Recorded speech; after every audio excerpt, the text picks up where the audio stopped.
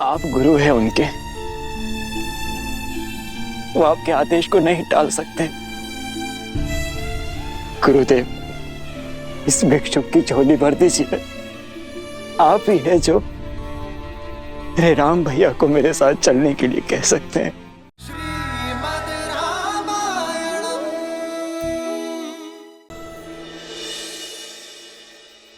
वचन दीजिए मुझे मां, वचन दीजिए मुझे कि कल सभा में आप मेरा पक्ष लेंगी, राम भैया को अयोध्या वापस चलने के लिए कहेंगी।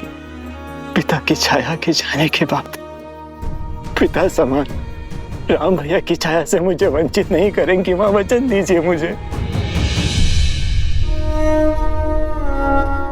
मुझसे अधिक राम को तुम जानते हो, फिर भी हट कर रहे हो, भूल रहे हो कि मेरी हर बात की नीति संगत काट होगी उसके पास। जानता हूं मां, किंतु राम भैया को अपने साथ ले जाने का प्रयास अंत तक करूंगा मैं, अंत तक करूंगा मैं।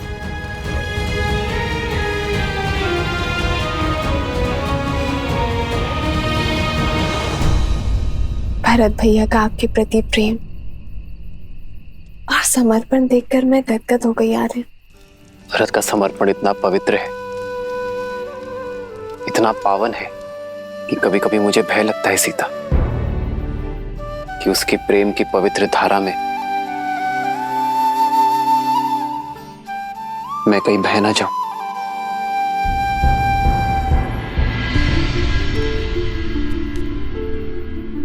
गुरुदेव, मैं तो अपने श्री राम का एक तुच्छ दास हूं, और दास अपने स्वामी से आग्रह कर सकते हैं,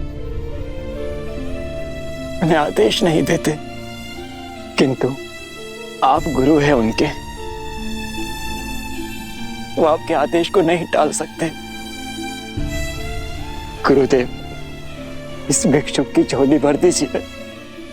आप ही है जो मेरे राम भैया को मेरे साथ चलने के लिए कह सकते हैं, अयोध्या का गौरव लौटा सकते हैं। उनके बिना मेरे जीवन का अर्थ ही समाप्त हो जाएगा। यदि भैया मेरे साथ नहीं आए तो किस मुख से लौटूंगा मैं अयोध्या, किस मुख से लौटूंगा। तुम धन्य हो भरत, तुम धन्य हो। जिस प्रकार भक्त की निश्चल भक्ति के वश में आकर भगवान सृष्टि के नियम तोड़ देते हैं और विधि के विधान को बदल देते हैं, उसी प्रकार मैं भी कामना करूंगा और प्रयास भी करूंगा कि राम अपना निर्णय बदल दें और अयोध्या का गौरव अयोध्या आ जाए।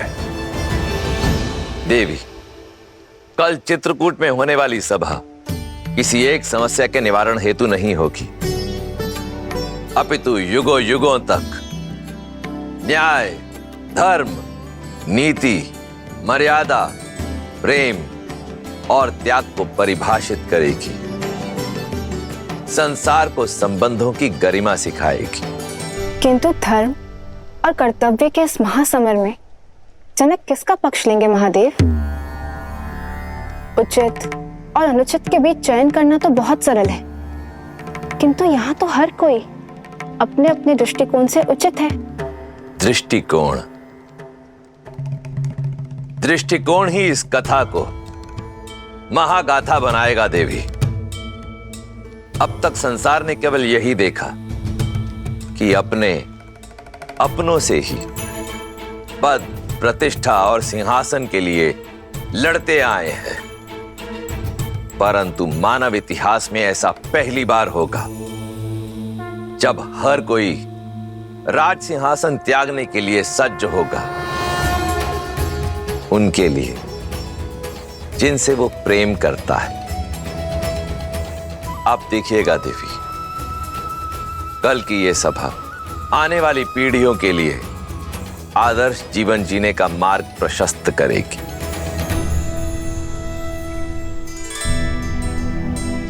भैया, मैं और अयोध्या की संपूर्ण प्रजा गुरु वशिष्ठ और ऋषि जबाली के साथ आपसे पुनः अयोध्या लौटने की विनती करने आए हैं। अयोध्या पर कृपा करें भैया, हम सब पर कृपा करें। ये वनवासी का जीवन अब छोड़ दीजिए। माता सीता और मेरे प्रिय लक्ष्मण के साथ घर आ जाइए। अयोध्या का राजभार संभालिए भैया। जिनका तर्पण हमने कल किया है वो केवल हमारे पिताश्री नहीं है भरत, साक्षात धर्म है। और उनके पश्चात उनके धर्म का उत्तरदायित्व हम पर भी है। जो वचन उनके जीवित रहते निभाया वो उनके मरणोपरांत कैसे तोड़ दूं भरत?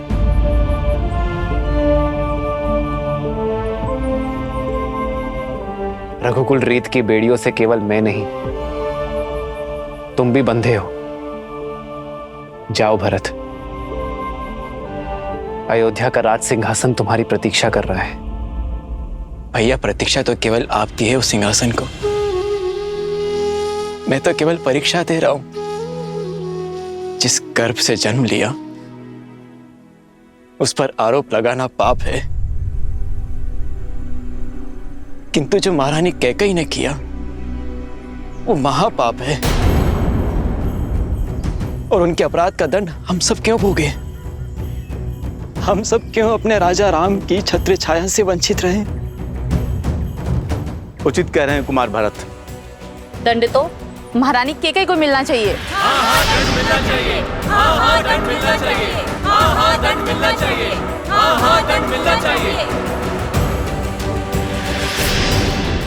अवश्य ही हमारे दिवंगत पिता धर्म के सूर्य थे, किंतु ग्रहण का दोष तो सूर्य पर भी लगता है भैया।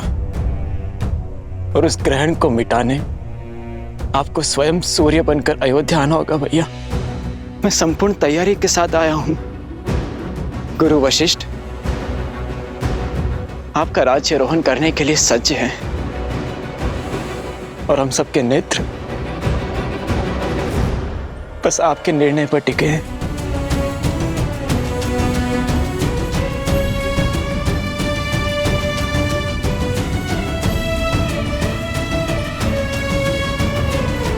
भरत, भ्रातृ प्रेम और समर्पण की पराकाष्ठा स्थापित की है तुमने, किंतु मैं तुम्हारा प्रस्ताव स्वीकार नहीं कर सकता।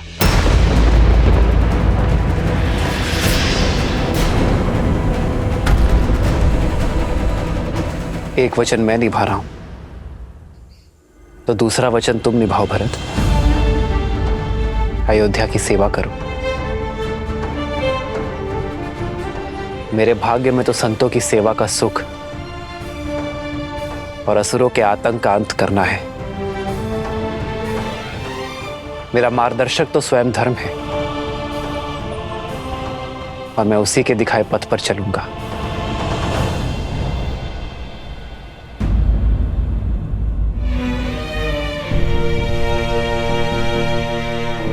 तुम्हारी माता होने के नाते, अयोध्या की महारानी होने के नाते कुछ कहने का, कुछ मांगने का अधिकार नहीं है मुझे, किंतु एक अपराधी होने के नाते मैं कुछ कहना चाहती हूँ। राम, ये सब कुछ मेरे कारण हुआ है।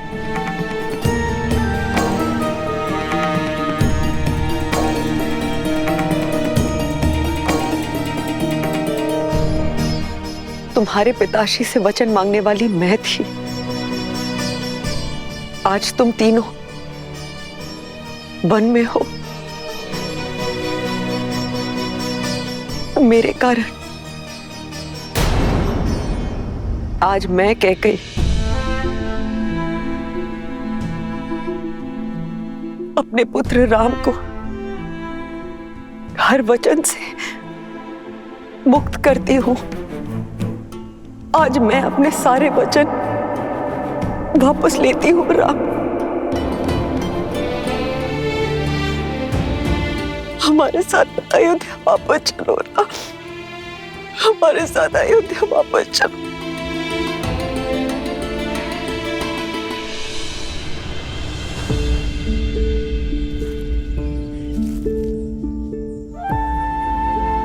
बहुत देर हो चुकी है मां।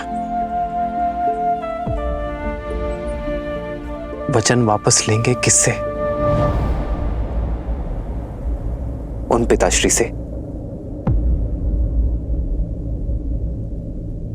जो अब रहे ही नहीं। ये अधिकार भी केवल उन्हीं के पास था मां। मेरे अधिकार में तो केवल उनकी इच्छा का पालन करना है। आप ही बताइए मां, अयोध्या लौटकर मैं रघुकुल की रीत को धूमिल कैसे कर सकता हूं? किस राजा के वचन की बात कर रहे हो तुम राम? एक राजा के लिए राजधर्म ही सर्वोपरि होता है राम। तुम्हारे पिता महाराज दशरथ अपने अंतिम समय में एक स्त्री के मोह में आकर अपनी मति गंवा चुके थे। बुद्धि भ्रष्ट हो गई थी उनकी। उनके वचन को महत्व नहीं दिया जा सकता। ऋषि जबाली, आप भूल रहे कि महाराज दशरथ मेरे पिता भी हैं। आपका सम्मान करने का यह अर्थ नहीं कि मैं अपने पिताश्री के लिए अपमान सहूंगा। मेघों का काम है धरा पर अमृत बरसाना, और कई बार अतिवृष्टि हो जाने पर मेघों का दिया जल आकाश में उछाला नहीं जाता, उन्हें स्वीकार किया जाता है ऋषि जबाली। जिनके धर्म और नीति परायणता की सौगंध स्वयं देवता भी खाते हैं, उनके प्रजा और पुत्र होने के नाते मैं उनके वचन को लज्जित नहीं करूंगा, अपना कर्तव्य निभाऊंगा। पुत्र धर्म की नहीं, राज्य धर्म की बात करो कुमार। अयोध्या को तुम्हारी आवश्यकता है, तुम्हारी प्रजा को तुम्हारी आस है। वचन निभाने की नीति के बदले अपनी प्रजा को आहुति मत दो। वचन से बड़ा राज्य होता है। राज्य, वचन से बड़ा यदि राज्य है तो उन पितामह हरिश्चंद्र को देव मानकर क्यों पूजा जाता है ऋषि जबाली, जिन्होंने अपना वचन निभाने के लिए अपना राज्य, अपनी पत्नी, यहां तक कि अपने पुत्र का भी त्याग कर दिया। उन्होंने काशी के शमशान में चिताओं के लिए लकड़ियां इकट्ठा करने का कार्य किया जिन्होंने, वो राजा ही क्या ऋषि जबाली, जो अपने मुख से निकले शब्दों का मोल ना समझे। यथा राजा तथा प्रजा, प्रजा राजा के परचिन्हों पर चलती है ऋषि जबाली। यदि मैंने अपना धर्म ना निभाया तो कल अयोध्या की प्रजा भी अधर्म के पथ पर चल निकलेगी। अपने वंश के लिए तुम्हारा समर्पण अविश्वसनीय है। राजा हरिश्चंद्र ने भी अपना दिया हुआ वचन निभाया था, अपने पिता का नहीं। वचन महाराज दशरथ ने दिए हैं, तुमने नहीं।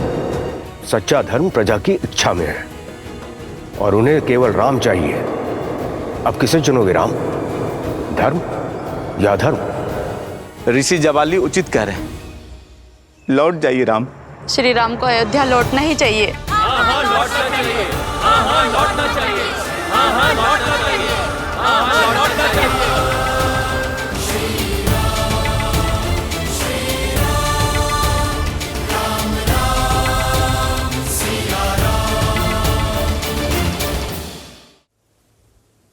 ऋषि जबाली, संतान तो आत्मज होती है, अर्थात अपने पिता की आत्मा का अंश होता है उसमें। यदि मैंने अपने पिता के वचन ना निभाए तो दोषी केवल पिताश्री की आत्मा ही नहीं, मेरी भी आत्मा होगी। विद्या आरंभ करते समय मनुष्य जब जनेऊ धारण करता है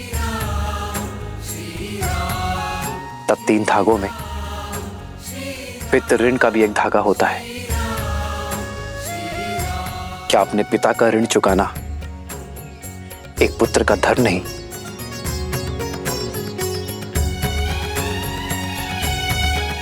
उत्तर दीजिए ऋषि जवाली। राजा प्रजा का सेवक होता है राम, और तुम्हारा धन प्रजा की ओर है। यदि मेरी बात पर विश्वास नहीं है तो पूछो यहां पर उपस्थित हर एक अयोध्यावासियों से। कहिए, क्या मत है आप लोगों का? राम को क्या चुनना चाहिए, सिंहासन या फिर वनवास? सिंहासन।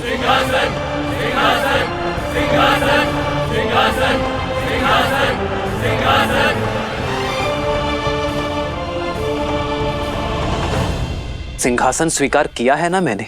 पुत्र धर्म का सिंहासन, ऋषियों के उद्धार का सिंहासन, मर्यादा का सिंहासन। अब प्रजा अपना धर्म निभाए,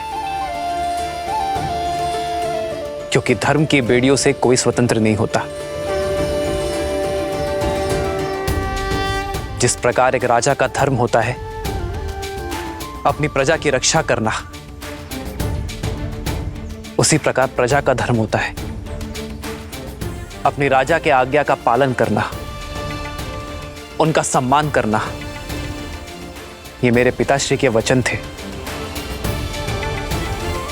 कि मेरा भाई भरत अयोध्या का राजा बने, अयोध्या का राजपाट संभाले। और रही बात अयोध्या का सर्वश्रेष्ठ राजा बनने की,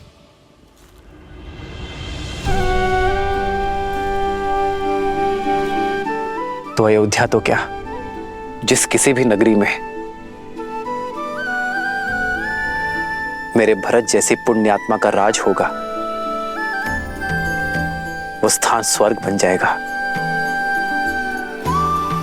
गुरु वशिष्ठ ने हम चारों को एक समान शिक्षा दी है ऋषि जवाली। हम चारों ही जन सेवा के लिए उपयुक्त थे।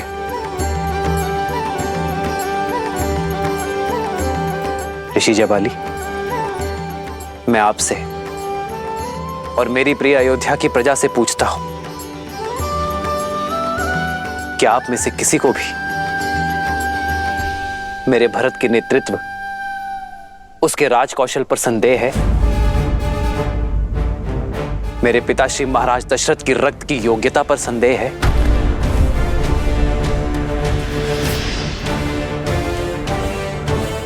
यदि आप में से कोई भी मुझे मेरे भरत की एक त्रुटि, एक दोष, एक अवगुण बता दे जिस कारण उसे अयोध्यापति नहीं बनना चाहिए,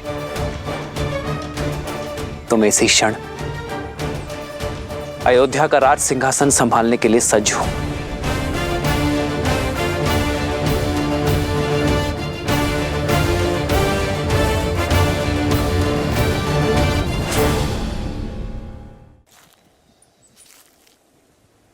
मैं हार गया गुरु वशिष्ठ।